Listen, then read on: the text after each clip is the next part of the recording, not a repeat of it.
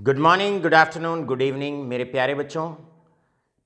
अब घर बैठे पढ़ाई होगी फ़ोन पर, जब technology expert Vansh cameraman Yash के साथ होंगे आपके Amit sir live. Redox reaction part 2 for 11th class और electrochemistry part 2 for 12th class classes में आपका स्वागत है, लेक्चर्स में आपका स्वागत है। प्रीवियस लेक्चर में हमने आपको रिडॉक्स रिएक्शन और उसकी एप्लीकेशन शुरू करा दी थी।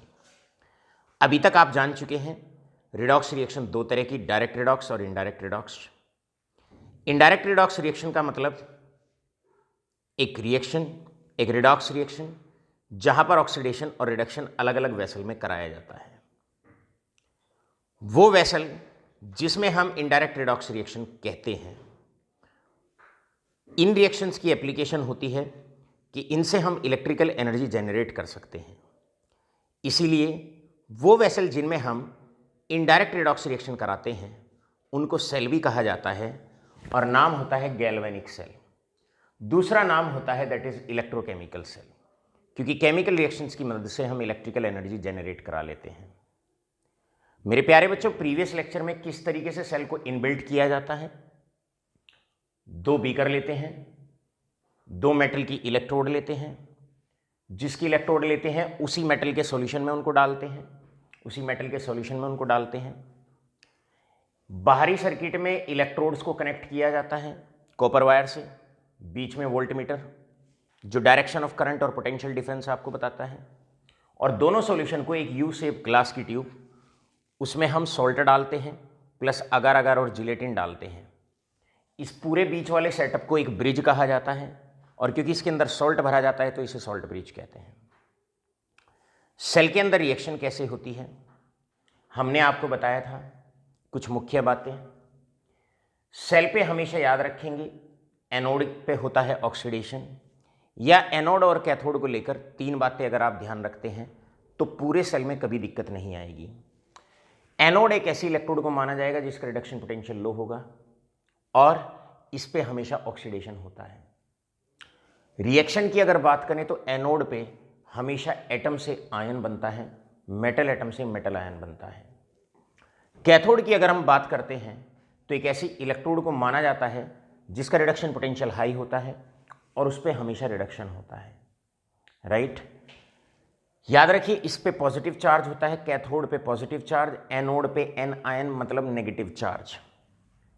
हमेशा याद रखेंगे कैथोड में आयन से एटम बनता है, यहां पर अपोजिट होता है।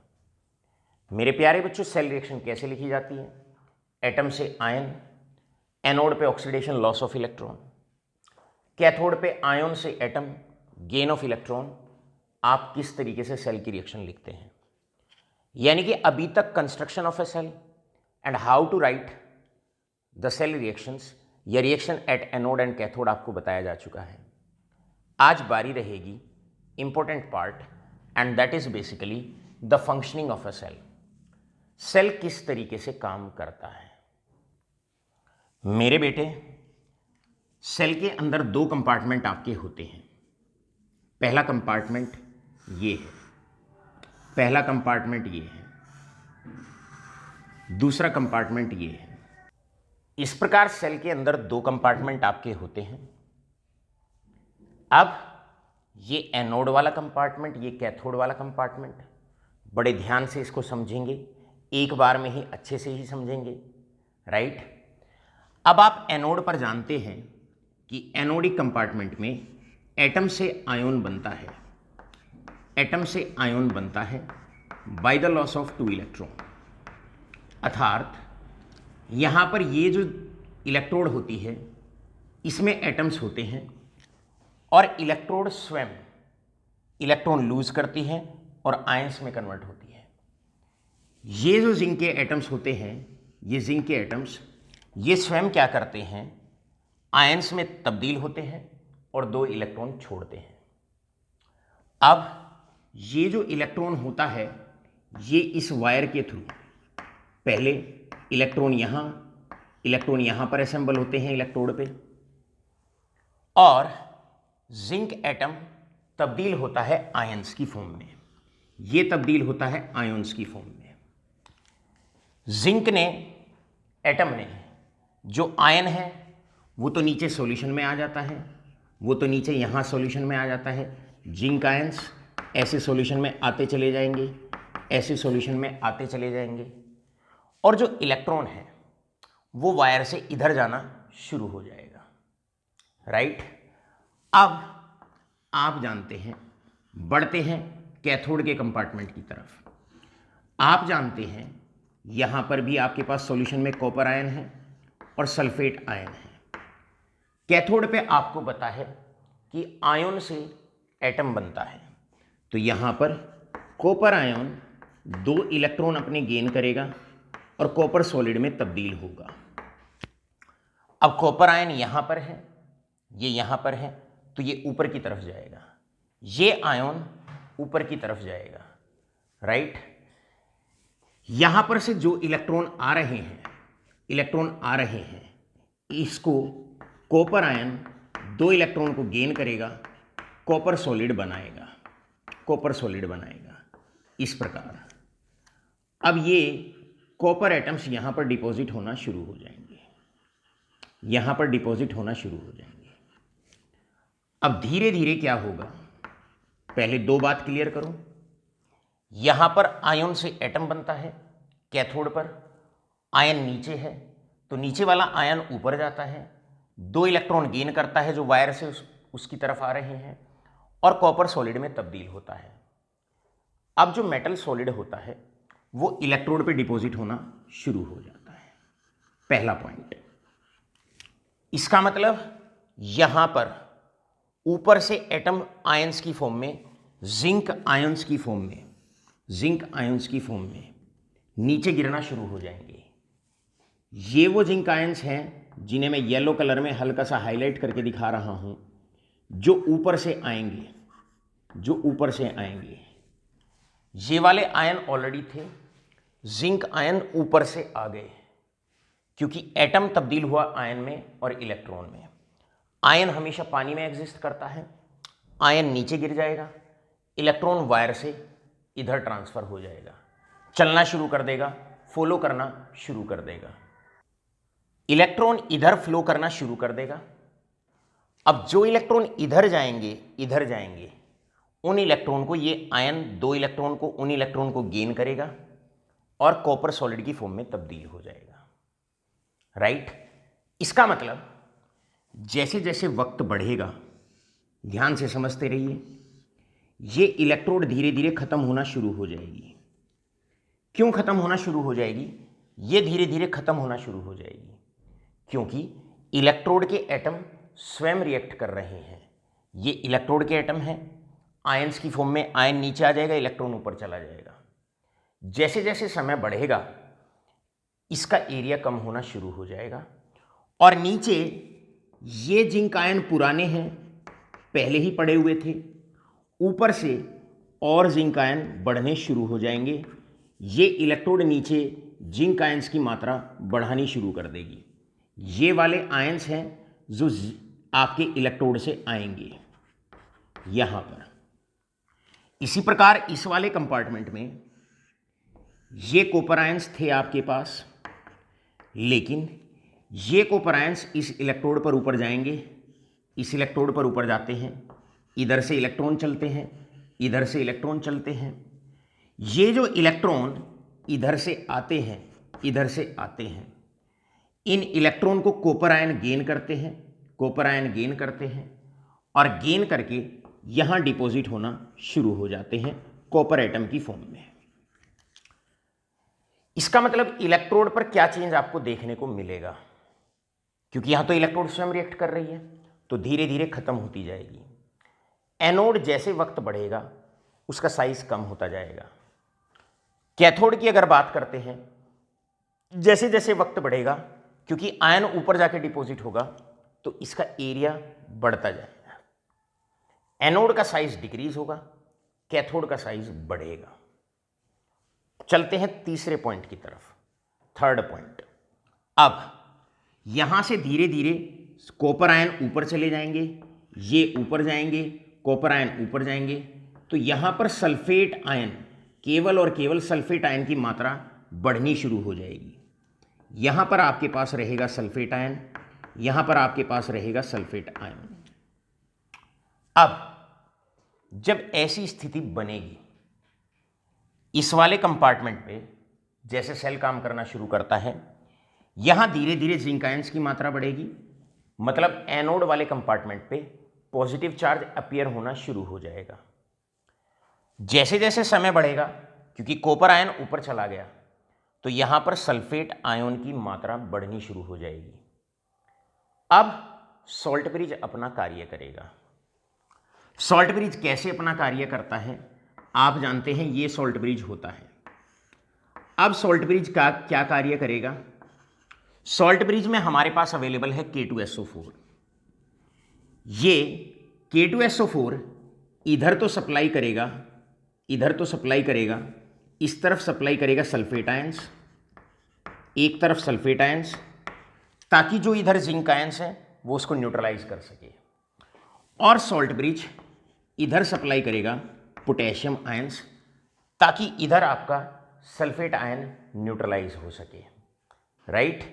तो ये क्या करता है, ये इस तरीके से यहां पर जो जिंक आयंस एक्सेस में येलो कलर में इधर आपको देखने को मिलेंगे, इधर देखने को मिलेंगे, वो ऊपर से अपना सल्फेट आयन भेजेगा और इसको न्यूट्रलाइज कराएगा।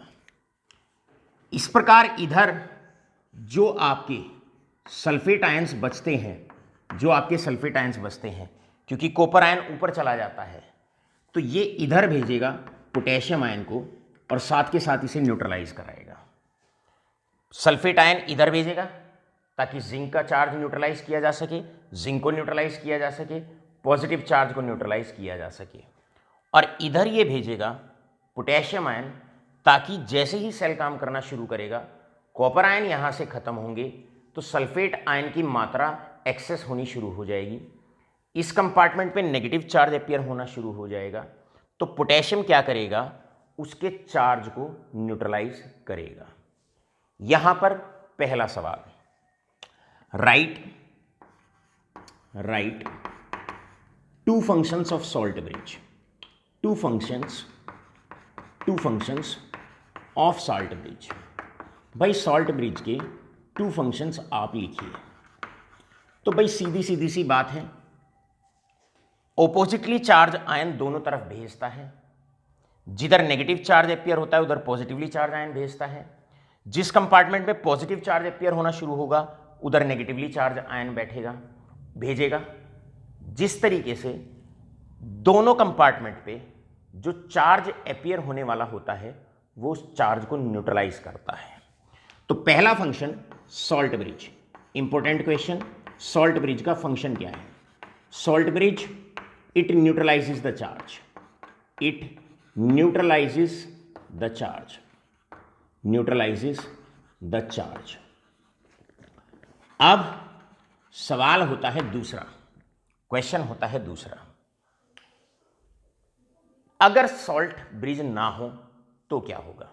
दूसरा क्वेश्चन है, अगर सॉल्ट ब्रिज ना हो तो क्या होगा? इधर जिंक आयंस की मात्रा बढ़ेगी तो इस कंपार्टमेंट पे पॉजिटिव चार्ज बढ़ेगा, इधर सल्फेट आयंस की मात्रा बढ़ेगी तो इधर नेगेटिव चार्ज बढ़ेगा, इस कंपार्टमेंट पे पॉजिटिव चार्ज बढ़ेगा। अब पॉजिटिव इलेक्ट्रॉन को इधर जाने नहीं देगा, और अगर इसका मतलब यहां पॉजिटिव चार्ज बढ़ना शुरू हो जाएगा, अगर आप सॉल्ट ब्रिज हटा देंगे इधर नेगेटिव चार्ज बढ़ना शुरू हो जाएगा। अब ये पॉजिटिव इलेक्ट्रॉन को जाने नहीं देगा, अपनी तरफ खींचेगा, और अगर कोई इलेक्ट्रॉन इधर चला भी गया तो वो उसको रिपेल करेगा, यानी कि फ्लो ऑफ इलेक्ट्रॉन बंद हो जाएगा।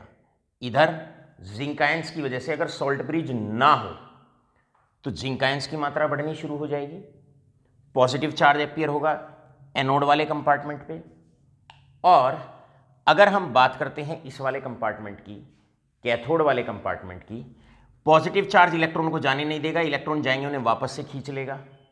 अगर कोई इलेक्ट्रॉन चला भी गया तो नेगेटिव चार्ज उसे रिपेल कर देगा, मतलब फ्लो ऑफ इलेक्ट्रॉन बंद हो जाएगा and the cell stops working. इसका मतलब सॉल्ट ब्रिज बहुत ज़रूरी है।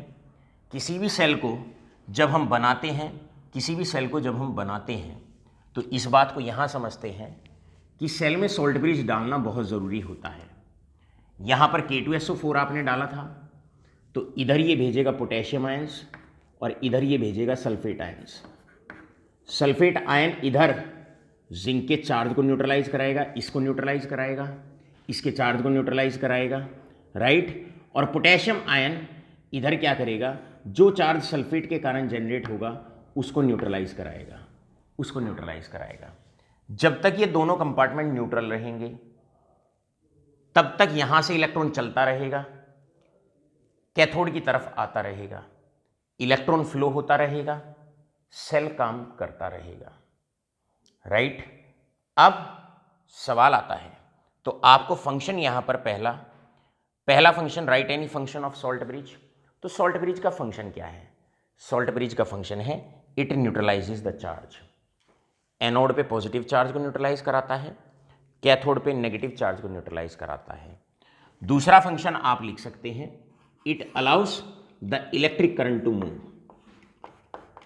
It allows the electric current to move, it allows the flow of electron, क्योंकि ये नहीं होगा, it allows the flow of electron, oblique current, oblique current. भैया सॉल्ट ब्रिज नहीं होगा तो क्षण भर के अंदर ही यहां पॉजिटिव चार्ज, यह नेगेटिव चार्ज, पॉजिटिव इलेक्ट्रॉन को जाने नहीं देगा, नेगेटिव इलेक्ट्रॉन को गेन नहीं करेगा, फ्लो ऑफ इलेक्ट्रॉन बंद हो जाएगा और सेल इलेक्ट्रिसिटी जनरेट करनी बंद कर देगा। बड़ा सा इंपॉर्टेंट क्वेश्चन है, right any two functions of salt bridge. अब दूसरा क्वेश्चन, अभी आप कॉपी पेन उठाइए और नोट करिए। दूसरा क्वेश्चन ये है, the question is why the electrochemical cell stops working.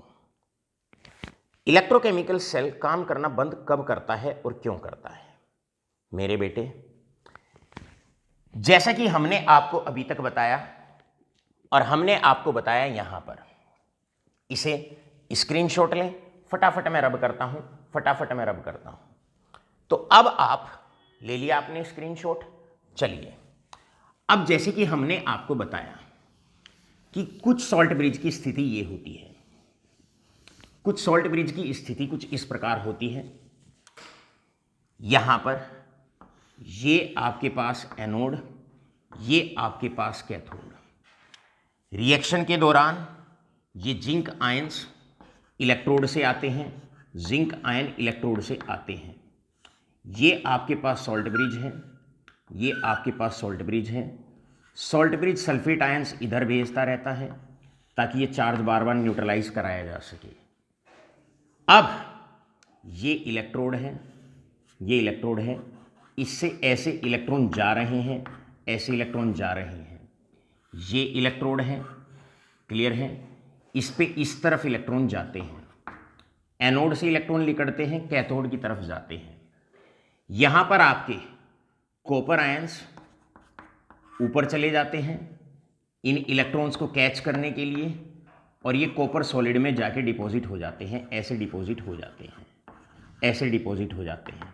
एक हल्का सा कंक्लूजन अब चल रहा है, जब यहां से कॉपर आयन ऊपर चला जाएगा तो यहां बचेंगे सल्फेट आयंस, सल्फेट आयंस। तो सॉल्ट ब्रिज क्या कार्य करता है, इधर भेजेगा पोटेशियम आयन ताकि वो इन नेगेटिव चार्ज को न्यूट्रलाइज करा सके। तो इधर पॉजिटिवली चार्ज आयन भेज के इस चार्ज को न्यूट्रलाइज कराता है और इधर सल्फेट आयन भेज के जिंक आयंस को न्यूट्रलाइज कराता है। अब important question is why cell stops working, why cell stops working. Cell कुछ समय बाद काम करना बंद क्यों करता है? Working after some times. भाई सेल कुछ समय बाद काम करना बंद क्यों करता है? उसका कारण होता है। कारण क्या है?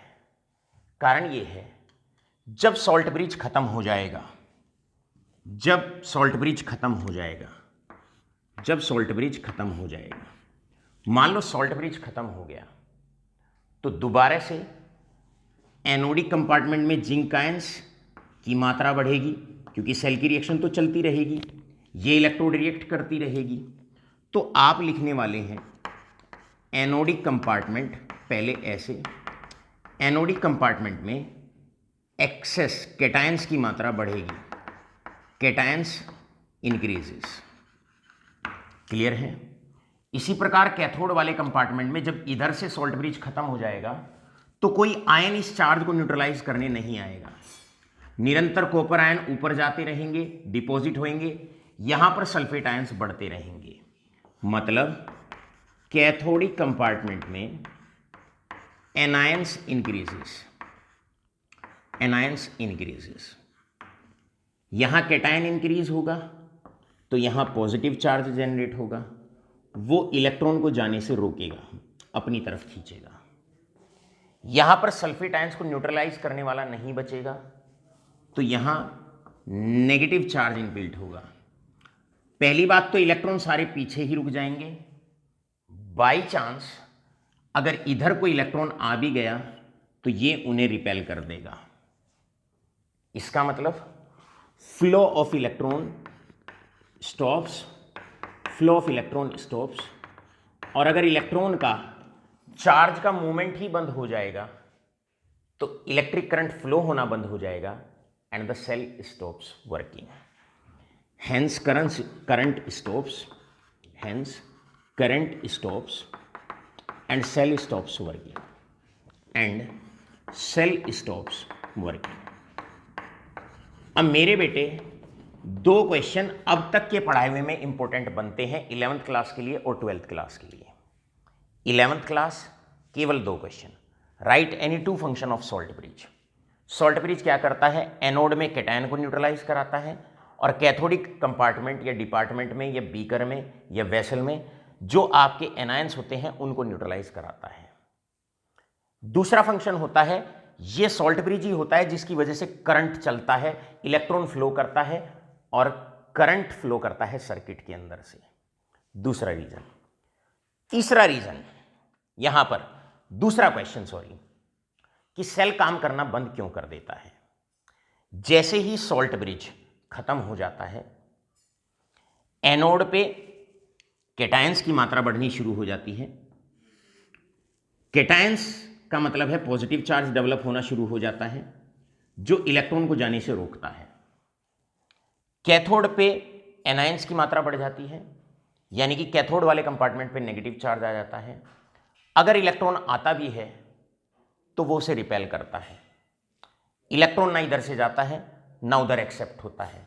इलेक्ट्रॉन का जो ट्रांसपोर्टेशन है वो बंद हो जाता है। Flow of electron stop, current circuit से फ्लो करना बंद कर देगा and hence cell stops working. ये question, this is the question, इस क्वेश्चन के लिए अब तक आपको सारा पढ़ाया गया, ये सारा पढ़ाया गया। इस प्रकार बोर्ड में आप इस क्वेश्चन को बहुत अच्छे से नोट डाउन करेंगे और पूरा इसी तरीके से आपको एक्सप्लेन करना है। बहुत इंपॉर्टेंट क्वेश्चन है बोर्ड एग्जाम के लिए, राइट। यहां पर आकर 3 पार्ट आपके इलेक्ट्रोकेमिकल सेल के पूरे होते हैं। पहला कंस्ट्रक्शन पूरा हो गया, दूसरा आपका सेल रिएक्शन पूरा हो गया, तीसरा फंक्शनिंग कैसे करता है, सॉल्ट ब्रिज का रोल क्या होता है, ये भी आपका पूरा हो गया। अब बारी है 4th इंपॉर्टेंट पार्ट, जिसे हम कहते हैं रिप्रेजेंटेशन ऑफ ए सेल, कि सेल को हम रिप्रेजेंट कैसे करते हैं। देखो बेटे, सेल को रिप्रेजेंट करना बड़ा आसान है। स्क्रीनशॉट लें क्वेश्चन का। सेल को रिप्रेजेंट करना बड़ा आसान, एक सेल को रिप्रेजेंट कैसे किया जाता है। देखो, रिप्रेजेंटेशन ऑफ ए सेल बहुत इंपॉर्टेंट है। सेल को जनरली या तो किसी रिएक्शन की फॉर्म में हम रिप्रेजेंट कर देते हैं, किसी रिएक्शन से भी रिप्रेजेंट कर देते हैं, या इसको ऐसे रिप्रेजेंट किया जाता है, बीच में सॉल्ट ब्रिज है तो 2 पैरेलल लाइन जो सॉल्ट ब्रिज को रिप्रेजेंट करती हैं, कि भाई एक सेल में क्योंकि बीच में सॉल्ट ब्रिज होता है तो 2 पैरेलल लाइन से पहले सॉल्ट ब्रिज को रिप्रेजेंट करिए। अब सॉल्ट ब्रिज के इधर क्या होता है? एनोड। तो इधर आप एनोड बनाइए। सॉल्ट ब्रिज के इधर क्या होती है? कैथोड। तो इधर आप कैथोड बनाइए, इधर आप कैथोड बनाइए। अब एनोड पे क्या होता है? एटम से आयन बनता है, मेटल एटम से आयन बनता है, तो ऐसे ही आप दिखाएंगे। मेटल एटम से आयन बनता है, इधर आप मेटल एटम लिखें, मेटल एटम, और मेटल एटम से बनता है मेटल आयन। तो ऐसे आप एटम से आयन बनाएं, राइट। बढ़े आगे, कैथोड पे क्या होता है? कैथोड पे मेटल आयन से एटम बनता है। तो आप इधर मेटल आयन लिखेंगे और मेटल आयन से मेटल एटम बनाएंगे। ऐसे आप मेटल आयन से मेटल एटम बनाएंगे। जैसे कि अगर मैं यहां पर गैल्वेनिक सेल की बात करता हूं, तो यहां पर आप मेरे बेटे, आप अच्छे से जानते हैं, आप जानते हैं रिएक्शन कुछ इस प्रकार हुई। The reaction takes place like this. Zinc का मेटल है, ये एटम है, उससे बना था जिंक आयन। यहां भी आप देख सकते हैं एटम से बना था आयन। ऐसे आप देखिए, दो पैरेलल लाइन सॉल्ट ब्रिज। आपने कैथोड पे देखिए आयन से एटम बनता है, तो इसी रनिंग वे में आपको दिखाना है आयन से एटम बनेगा। अगर आयन की कंसंट्रेशन आपको दे रखी है तो वो भी लिख दीजिए। यहां पर आप कंसंट्रेशन लिख देंगे, आयन की कंसंट्रेशन। स्टार्टिंग में कंसंट्रेशन 1 मोलर है तो आप 1 मोलर लिख दीजिए। कंसंट्रेशन 1 मोलर है तो 1 मोलर आप लिख दीजिए। This is the way how to represent a cell. बीच में दो पैरेलल लाइन सॉल्ट ब्रिज को रिप्रेजेंट करेंगी। सॉल्ट ब्रिज के इधर एनोड, सॉल्ट ब्रिज के राइट में कैथोड। एनोड पे मेटल एटम से आयन बनाएंगे और कैथोड पर मेटल आयन से मेटल एटम बनाएंगे, राइट। आशा करता हूं बहुत अच्छे से आपको ये समझ में आ गया होगा। अब सेल की रिप्रेजेंटेशन को लेकर किस तरह के क्वेश्चंस आपसे पूछे जा सकते हैं, अब फोकस उन क्वेश्चनिंग पार्ट पर करते हैं। अब उन क्वेश्चंस पे हम फोकस करते हैं। अब एक्टिव हो जाइए और जानने की कोशिश करिए कि अब बोर्ड में 12th क्लास में किस तरह के क्वेश्चंस आने हैं और उनको कैसे आपको भेदना है, मतलब कैसे आपको उनको सॉल्व करना है। Example, how will you represent a cell? How will you represent the following cell? Represent the following cell. एक सेल को आप कैसे रिप्रेजेंट करेंगे जिसमें रिएक्शन कुछ इस प्रकार होती है। Copper solid plus 2 Ag positive forming copper 2 positive plus that is 2 Ag salt. अब आप इसको एक सेल की रिप्रेजेंटेशन में लिखने वाले हैं। यहां पर ये थी रिप्रेजेंटेशन। मेरे बेटे, हमेशा सबसे पहले आप एक काम करिएगा, हमेशा जब भी कोई सेल का क्वेश्चन आए, नोट कर लेना इस बात को, चाहे कुछ भी उसमें पूछा जाए, सबसे पहले आप सेल की रिएक्शन लिखो। मतलब reaction at anode and reaction at cathode. अब यहां पर आप देखने वाले हैं, यहां पर आपको दिख रहा है साफ कि आपका जो बन रहा है ये एटम है और एटम से आयन बन रहा है। एटम से आयन, आप जानते हैं एटम से आयन एनोड पर बनता है, एनोड पर बनता है। ये आपकी एनोड है, ये आपकी एनोड है। आपने रिएक्शन लिखी एनोड रिएक्शन। एनोड पे आप कॉपर सॉलिड है, उससे बनाएंगे कॉपर आयन।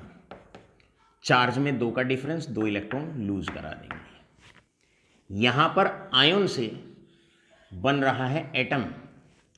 ये आपकी कैथोड की रिएक्शन है। जहां पर आयन से एटम बनता हो, that is Ag positive gaining 2 electron forming 2 Ag solid, forming 2 Ag solid. अब करो सेल को रिप्रेजेंट।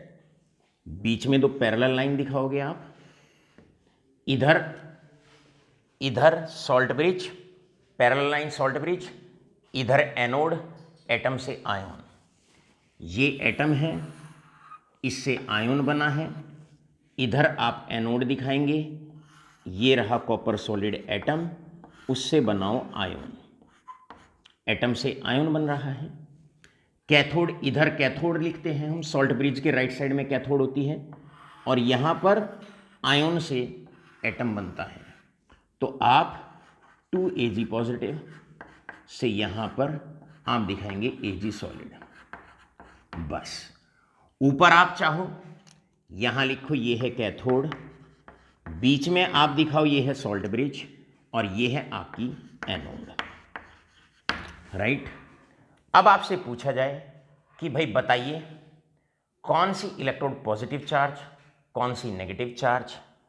आप जानते हैं कैथोड पॉजिटिव चार्ज, मतलब सिल्वर की जो इलेक्ट्रोड है वो पॉजिटिवली चार्ज है। आप जानते हैं एनोड, ये आपकी नेगेटिवली चार्ज होती है, दिस इज नेगेटिवली चार्ज, ये नेगेटिवली चार्ज इलेक्ट्रोड होती है, राइट। मुश्किल नहीं है, आसान है। यहाँ कॉपर की इलेक्ट्रोड नेगेटिवली चार्ज है और सिल्वर की इलेक्ट्रोड पॉजिटिवली चार्ज है। कई बार और भी प्यारे से क्वेश्चन आते हैं, आपसे कहा जाता है इसी में ही, अगर हम कहें also calculate EMF of the cell, EMF of the cell, बड़ा प्यारा सा क्वेश्चन है। अब EMF का मतलब E naught of the cell, मतलब पोटेंशियल डिफरेंस। आप जानते हैं वो होता है आपका, that is E naught of cathode minus E naught of anode. आपको पता है कैथोड सिल्वर की है, आपको पता है एनोड कॉपर की है। आप लिखेंगे E नोट ऑफ सिल्वर क्योंकि कैथोड सिल्वर की है, minus E naught of copper, बस 0.80 माइनस 0.34, ये इलेक्ट्रोड पोटेंशियल आपको गिवन होंगे। आंसर आ गया, दैट इज 46 वोल्ट। इस प्रकार बड़े प्यारे से क्वेश्चन आप आसानी से कर सकते हैं, बहुत आसानी से, मुश्किल नहीं है, आसान है और बहुत सिंपल तरीके से आप कर सकते हैं। लें स्क्रीनशॉट, बढ़ेंगे अगले क्वेश्चन की तरफ। अब बढ़ते हैं नेक्स्ट क्वेश्चन की तरफ। क्वेश्चन है how will you represent the following cell. पहले तो सेल की रिप्रेजेंटेशन बतानी है आपको। एक सेल की रिएक्शन दे रखी है, उससे आप सेल को रिप्रेजेंट करना है, और दूसरा आपको EMF कैलकुलेट करना है। हमने जैसे कि आपको बताया बेटे, कोई भी क्वेश्चन अगर आपसे आता है तो सबसे पहला आपका कार्य होगा कि आप सेल की रिएक्शन लिखें, एनोड और कैथोड की रिएक्शन लिखें, आधी चीज़ें अपने आप ही आसान हो जाएगी। अब आप यहाँ पर देखिए, ये आपके पास B है और ये B2 पॉजिटिव है, पॉजिटिव चार्ज बढ़ रहा है या एटम से आयन बन रहा है, दोनों में से कोई भी कॉन्सेप्ट लगाओ। पॉजिटिव चार्ज बढ़ रहा है या एटम से आयन बन रहा है, भैया सीधा सीधा यहां पर हुआ ऑक्सीडेशन, यानी कि एटम से आयन बन रहा है, ऑक्सीडेशन हो रहा है, एटम से आयन बन रहा है, ऑक्सीडेशन हो रहा है, एनोड की रिएक्शन है। इसका मतलब यहाँ पर जो एनोड है वो B है, यहाँ पॉजिटिव 2 चार्ज से 0 चार्ज हुआ, आयन से एटम बन रहा है, आयन से एटम बन रहा है, मेटल एटम बन रहा है, और हुआ रिडक्शन क्योंकि पॉजिटिव चार्ज डिक्रीज हुआ, इसलिए ये कैथोड है, ये कैथोड है। अब बेटे कैसे लिखोगे एनोड की रिएक्शन? आप ऐसे लिखोगे कि भाई एनोड पे एटम से आयन बनता है, आप लिखेंगे B सॉलिड से B2 positive with the loss of 2 electron. यहां पर आयन से एटम बन रहा है, यानी कि अब A2 पॉजिटिव, ये आपकी कैथोड की रिएक्शन है, gaining 2 electron, forming that is A solid, ये बना। Anode is of B, cathode is of A। आपको कैलकुलेट करना है E naught of the cell. बस कैसे आप E naught of the cell? सबसे पहले सेल को रिप्रेजेंट करो, ये दो पैरेलल लाइन, इधर एनोड इधर कैथोड।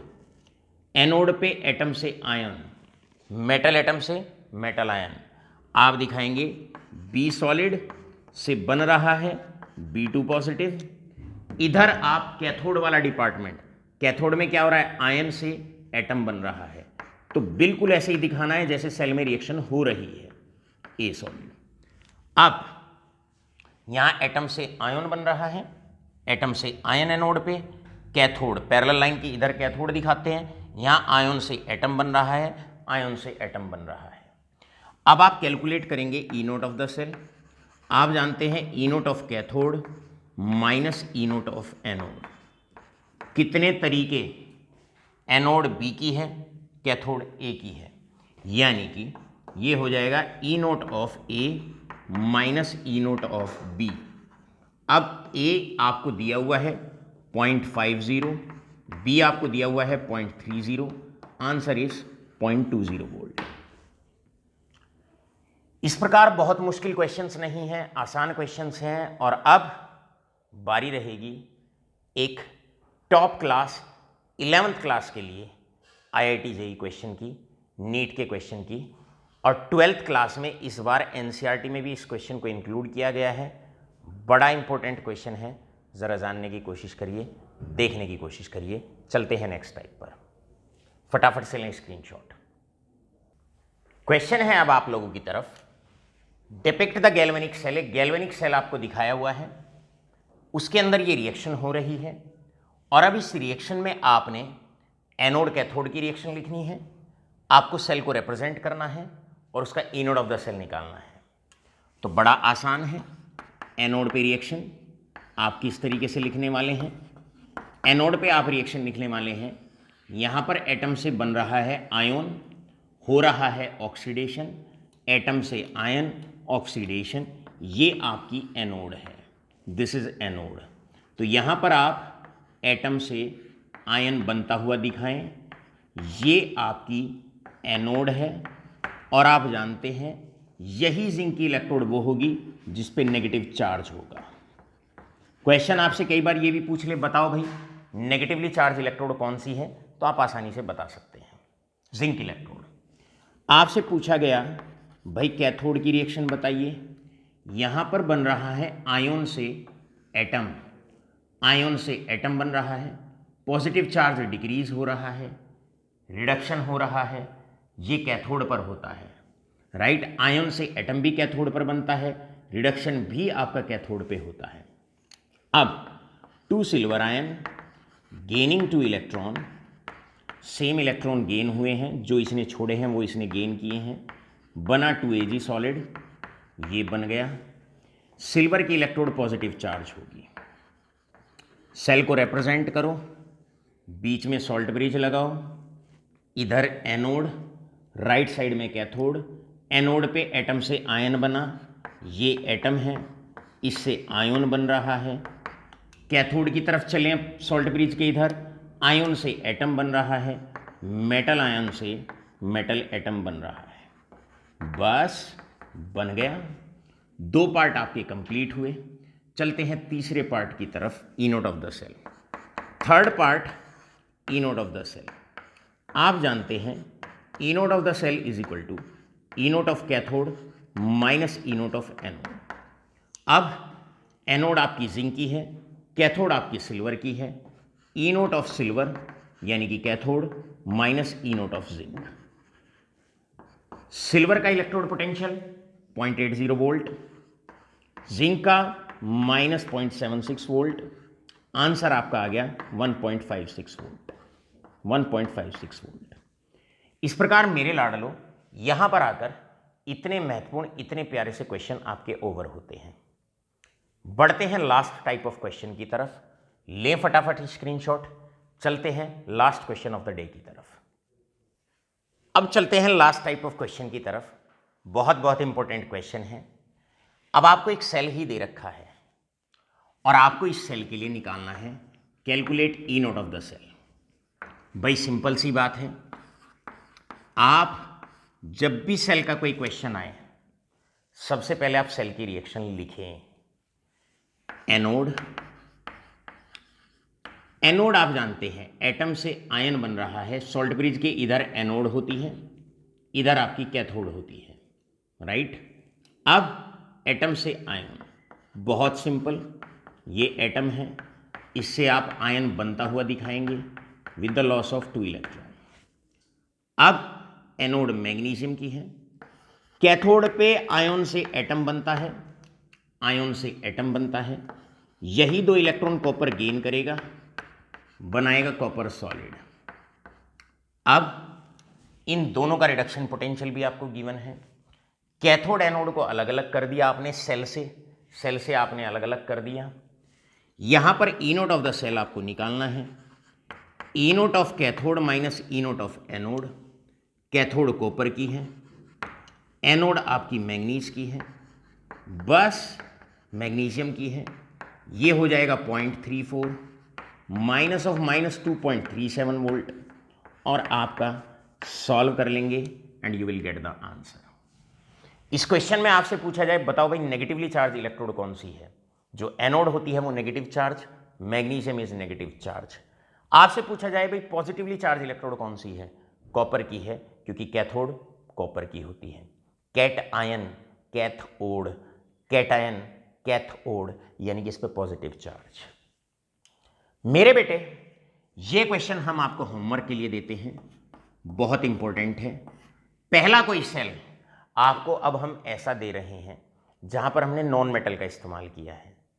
सारी फिलॉसफी मेटल को लेकर समझाई गई, मेटल से मेटल आयन, मेटल आयन से मेटल एटम। अगर नॉन मेटल आ जाए बस इतना हिंट काफ़ी है, ऑपोजिट कर देना, नॉन मेटल आयन से नॉन मेटल एटम, और यहां पर मेटल आयन से मेटल एटम है, यहां नॉन मेटल एटम से यहां पर आयन बनाएंगे। इधर आयन से एटम बना देंगे और इधर आपके एटम से आयन बना देंगे। नॉन मेटल के केस में जस्ट ऑपोजिट हो जाएगा। हिंट भी दे दिया और आशा करता हूं क्वेश्चन भी आपका आसानी से सॉल्व हो जाएगा। बहुत बहुत धन्यवाद।